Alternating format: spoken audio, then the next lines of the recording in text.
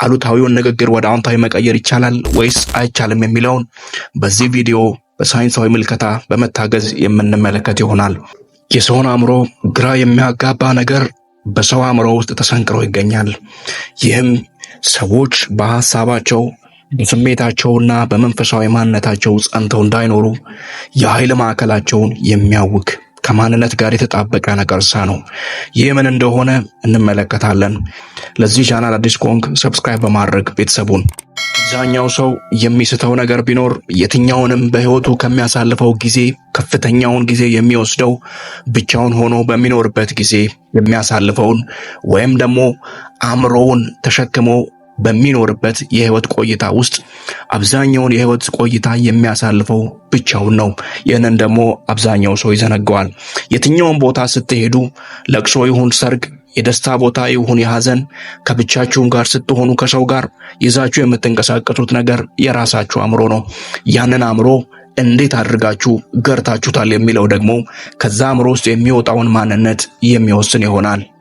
ከዛ አእምሮ ውስጥ የሚወጣው ማንነት አብዛኛውን ጊዜ በሐሳብ የቀረው ደግሞ በቃልና በስሜት ማንነታዊ እውነታ ውስጥ የተፈረገመ ነው። ይህንን እውነታ የሚካድ እንዳልሆነ ሁላችንም እንገነዘበዋለን። ይህንን ከግምት አስገብታችሁ ስታዩት በቃላችሁ የሰበሰባችሁት ማንነት አለ፣ በሐሳብ የተሰበሰበ ማንነት አለ፣ በድርጊትና በስሜት የተሰበሰበ ማንነት አለ። አእምሮ የእነዚህ ሁሉ ውቅር ነው።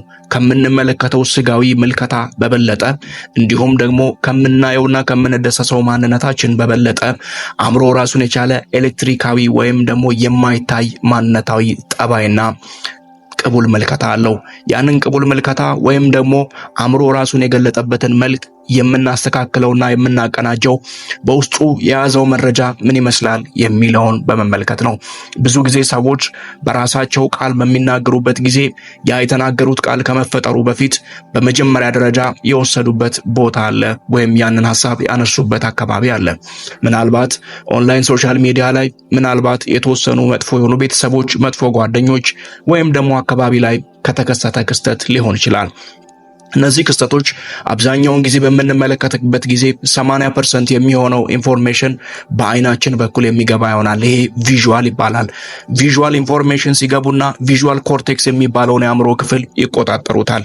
ወይም በዛ በቪዥዋል ኮርቴክስ ውስጥ ምስላቸው ይሰራና ምስላቸውን እንደያንዳንዱ ቅርጽና እንደያንዳንዱ ሁኔታ የራሳቸው ስሜታዊ ዑደትና ስሜታዊ ውቅር ተሰጥቷቸው በሚሞሪ ውስጥ ፓክ እንደተደረጉ ይቀመጣሉ። ይህ በሚሆንበት ጊዜ አእምሮአችን ለእያንዳንዱ የሚሰጠው ኬሚካላዊ ርጭት ወይም ደግሞ የኬሚካል እንቅስቃሴ አብሯቸው የተያያዘ ይሆናል። ያንን የሚሆነው ደግሞ እያንዳንዱ ጭንቀት፣ እያንዳንዱ ድባቴ፣ እያንዳንዱ ሐዘን፣ እያንዳንዱ ለቅሶና መከፋት ከኮርቲሶል፣ ከአድርናሊን፣ ከኖሬፕነፍሪንና ከሌሎች ከማይረቡና ማንነታችንን ከሚቆጣጠሩ ሆርሞኖች ጋር የተሳሰሩ ይሆናሉ። በዚያው ልክ ፍቅርን፣ ደስታን፣ ብልጽግናን፣ ውስጣዊ መርካትንና እንዲሁም ደግሞ ፍንደቃን የሚይዙት ሆርሞኖች ወይም ደግሞ ስሜቶችና ስላዊ መገለጫዎች እዛው ባሉበት ልክ እንደ ኦክሲቶሲን፣ ኢንዶርፊን፣ ኢንኬፋሊንስ እና ሌሎች ከደስታ ሆርሞን ጋር ከሚያያዙት ከነ ዶፓሚን ጋር እየተገናኙ ይቀመጣሉ። የሰው ልጆች እነዛ አይነት ሚሞሪዎች ላይ ወይም ደግሞ ትውስታዎች በሚሆንበት ጊዜ አካልና አእምሮ አንድ ላይ በመጣመር እነዚህን ትውስታዎች ወደ ማንነታቸው ማዕከል እንዲመጡና በቪዥዋል ኮርቴክሳቸው ውስጥ በመንጸባረቅ ጽብረቃ በመፍጠር ኖስታልጂክ ሞመንት ወይም ደግሞ የናፍቆት ዑደትን ይፈጥራሉ። እነዚህ የናፍቆት ዑደቶች ደግሞ የሰው ልጅ ከዚህ በፊት ያላደረጋቸውን እንዲያደርጋቸው ከተደበቀው የአእምሮ ክፍል ውስጥ ወይም ደግሞ ታምቆ ከነበረው ትውታ ውስጥ በመውጣት ማንነቱን ሊቆጣጠሩት፣ ሊያደርግ ያልፈለገውን ሊያስደርጉት፣ ምናልባት ሊስቅ ባልወደደው እንዲስቅ፣ ሊያለቅስ ባልፈለገው ወይም ሊያዝን ባልፈለገው መንገድ ሊያዝንና ሊከፋ ይችላል። እነዚህ ሁኔታዎች ሁሉ ተፈርግመውና ተፈጥረው በመጀመሪያው የአእምሮ እድገት ደረጃ ላይ የቀኑና የጸኑ ናቸው። የኒውሮን ሳይንስ እንደሚያስረዳን ከሆነ የሰው ልጅ አእምሮ እስከ እድሜው 12 እስኪሆን ድረስ ተፈርግሞ ያልቃል ወይም ፕሮግራሙ ተጽፎ ያልቃል ይላል። ከዚህ ፕሮግራም በመነሳት የሚኖረው ኑረት ማንነቱን የሚቆጣጠረውና ህይወቱን የሚይዘው እንደሆነ የኒውሮን ሳይንስ ሊቃን ያሳያሉ። ታዲያ እነዚህ ነገራቶች ከየት መጡ ወይም እነዚህ ትውስታዎች የመጡበት ማዕከል እኔን እንዴት አድርጎ ሰራኝ የሚለውን አንድ ሰው መገንዘብ ቢፈልግ ወደ ኋላ ወደ ልጅነቱ አእምሮ ተመልሶ የአእምሮን ጓዳ መፈተሽና እዛ ጓዳ ውስጥ የታመቀውን ማንነት ወይም ጥላዊ እውነታ ሊያስወገድና ያንን ለማጽዳት መነሳሳት ይጠበቅበታል። ያንን ማድረግ ካልቻለ ግን ይህ ጥላዊ ማንነቱ ብዙ ጊዜ ከተደበቀበት ማንነት በመምጣት የእርሱን እውነታዊ ህይወት የሚጋፋና ደስታዊ ኑረቱን የሚበጠብጥ ይሆናል። ይህንን ለመከላከል ብዙ ጊዜ የሰው ልጆች ከራሳቸው ጋር የሚናገሩትን ቃልና የሚያስቡትን ሐሳብ ማጥራት እንዳለባቸው የኒውሮ ኢንዶክሪኖሎጂና የኒውሮን ሳይንስ ባለሙያዎች ያስገነዝባሉ። ከራስ ጋር የሚደረግ ንግግር አብዛኛውን ጊዜ ማንነትን ለመቆጣጠር እንዴት አድርጌ ላስብ፣ እንዴት አድርጌ ልናገር ወይም ከውስጥ የሚወጡ ቃላትንና በአእምሮ ውስጥ የሚመጡ ሐሳቦችን እንዴት አድርጌ ላቀናጃቸው የሚለውን አጠቃሎ ቢዝም እንኳን ብዙ ጊዜ ከራሳቸው ጋር የሚናገሩትን ንግግር አሉታዊ እንዲሆን ያደርጉታል። ይህንንም ኒውሮን ሳይንስ በሐሳብ ደረጃ እንዲሁም በጥናት ደረጃ አስደግፎ ሲያስረዳን የሰው ልጆች ከሚያስቡት 95% ሐሳብ ውስጥ ከድብቁ ሕሊና የሚመጣ ሲሆን ከዛም ወደ 90 ወይ 85% የሚሆነው ኔጌቲቭ እንደሆነ ያሳየናል። ኔጌቲቭ ሐሳቦች ብዙ ጊዜ ከባለፈው ህይወት ወይም ደግሞ ከትናንትናው እንደሚቀዱ የሳይኮሎጂ ኤክስፐርቶች በደንብ አድርገው አጥንተው ደርሰውበታል። ይህም ማለት ትናንትናችን ላይ የነበረ ጭንቀት፣ ትናንትናችን ላይ የነበረ ውድቀት፣ ትናንትና በሀገር ደረጃ፣ በቤተሰብ ደረጃ፣ በማንነት በግለሰብ ደረጃ የተፈጠሩ አሉታዊ ትውስታዎችና ሜሞሪዎች በፖስት ትራውማቲክ ዲስኦርደር ውስጥ እንድንገባና ማንነታችን በማይሆን የእምነት ሰንሰለት ውስጥ እንዲታሰር ያስገድዱናል። እንደ ኢትዮጵያውያን ምልከታና ማህበረሰቡን እንደተመለከተና እንዳጠና ሰው አንዳንድ አንትሮፖሎጂስቶች እንዲሁም ደግሞ ሶሻል ሳይኮሎጂስቶች እንደሚያስረዱት ከሆነ ማህበረሰቡ 80% የሚሆነው የሳይኮቴራፒ ወይም ደግሞ የስነ ልቦና እገዛ እንደሚያስፈልገው አጥንተው ደርሰውበታል። ታዲያ ይህ የሚያሳየው ምንድነው? አብዛኛው በጦርነት ውስጥ እንዲሁም ደግሞ በተለያዩ ግጭቶች ውስጥና በአካባቢ ውስጥ በሚነሱ የማይሆኑ ስሜታዊ እውነታዎች ውስጥ በሚያልፍበት ጊዜ እነዚህ ስሜታዊ ኑረቶች ማንነቱን እየያዙት ቆይተዋል። እንዲሁም ደግሞ ህይወቱን እያመሰቃቀሉት ቆይተዋል። የእነዚህን ስሜቶችም በአካልና በአእምሮ ውስጥ ሲያምቅ ኖሯል። በቤት ውስጥ ያለው አስተዳደግ የአብዛኛው ኢትዮጵያ አስተዳደግ ኖርማል የሆነ አስተዳደግ እንዳልሆነ እንዲሁ ከላይ በኦብዘርቬሽን የምንመለከተው ምልከታ ነው።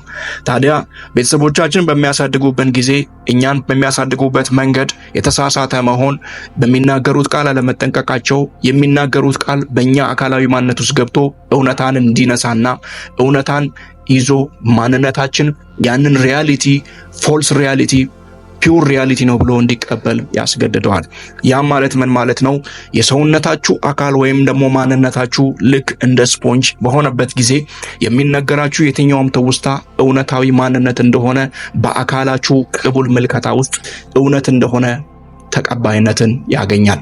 ያንን ካገኘም በኋላ የአእምሮን ውቅር እንዴት አድርጎ መቆጣጠር እንዳለበት እንዲሁም ደግሞ በዛ መልክ እንዴት መስራት እንዳለበት ፕሮግራሙ አንድ ጊዜ ፕሮግራም ተደርጎ ስለተፈጸመ በዛ ፕሮግራም ህይወታችሁን መምራት ትጀምራላችሁ። አብዛኛዎቹ ሰዎች በዚህ ሁኔታ ውስጥ ታስረው ይገኛሉ። ያለመቻል ስሜት፣ ከሰዎች ጋር አለመግባባት፣ በራሳቸው ኮንፊደንስ አለመኖር፣ በሚኖሩበት ኑረት ውስጥ እርካታን አለማግኘት፣ ብዙ ነገር ቢኖራቸውም እንኳን ያላቸው ነገር ትንሽ እንደሆነ ማሰብ ወይም ደግሞ ስኬርሲቲ ሜንታሊቲ፣ የእጥረት ሐሳብ፣ ጉልቲ ኮንሽስነስ፣ የወቀሳ ማንነት፣ ሰልፍ ሳቦቴጂንግ ሶትስ እንዲሁም ደግሞ ሰልፍ ዲስአርሚንግ ቢሊፍስ። እነዚህ ማለት ሰልፍ ሳቦቴጂንግ ሶት ማለት ራስን መስደብ፣ ራስን መውቀስ፣ ራስን ማንጓጠጥና ራስን ማንቋሸሽ ማንነታዊ እውነታዊ ይሆናል። ይህም ማለት ራሱ የተናገረው ቃል በሌሎች ሰዎችም የተነገረው ቃል አእምሮ ውስጥ ገብቶ እውነታውን መቆጣጠር ጀምሯል ማለት ነው። እኔ ከዚህ እውነታ ውጪ ልሆን አልችልም የሚል ማንነትን እንዲላበስ ያደርገዋል። ያም ማለት ሰዎች የጻፉትና አእምሮ በተሳሳተ መንገድ የጻፈው እውነታ ፎልስ ሪያሊቲ ቢሆንም እንኳን አእምሮ ያንን እውነታ ፎልስ እንደሆነ ሳይሆን እውነት እንደሆነ እንደ ፕሮግራም አድርጎ ተቀብሎታል። ከዛም ጋር በማያያዝ ስዕላዊ እውነታ ወይም ደግሞ ኢሜጅ ፈጥሮለታል። ያንን ኢሜጅ ደግሞ ይህ ሰው በተደጋጋሚ ኢማጂኔት ያደርገዋል።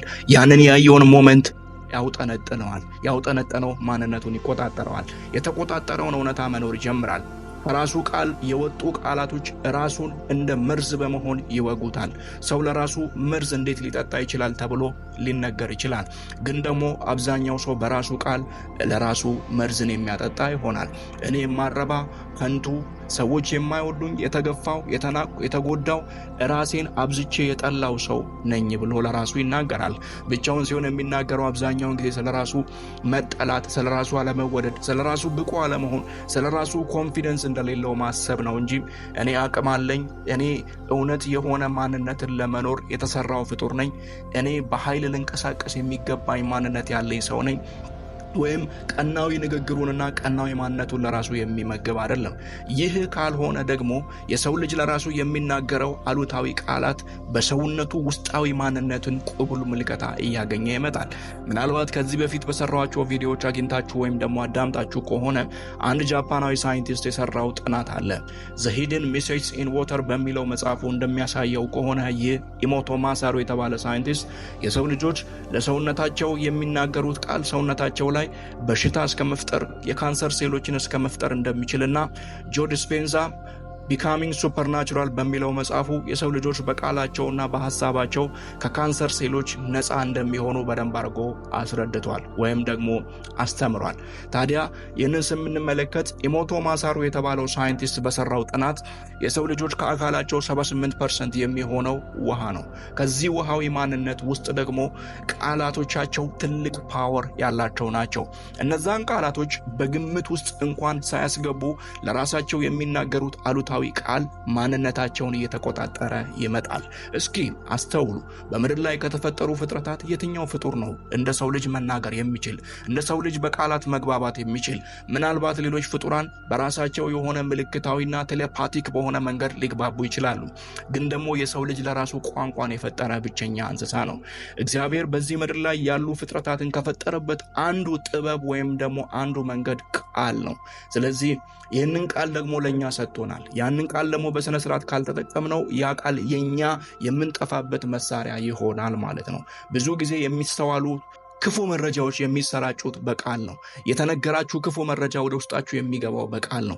ከሰማችሁት አብዛኛው ነገር በአይኖቻችሁ ከገቡት አብዛኞቹ መረጃዎች ወደ ውስጣችሁ የቀሩት የተነገራችሁና ስለዛ የፈጠራችሁት ስዕል ነው። ወደ ህይወታችሁ ወደ ኋላ መለስ ብላችሁ ስትመለከቱ እነዚህ የተፈጠሩ ክፉ ነገሮችና በህይወታችሁ ላይ አሉታዊነትን የፈበረኩ ማንነቶቻችሁን ስትመለከቱ በቃል መልክ የተቀበላችኋቸው ናቸው።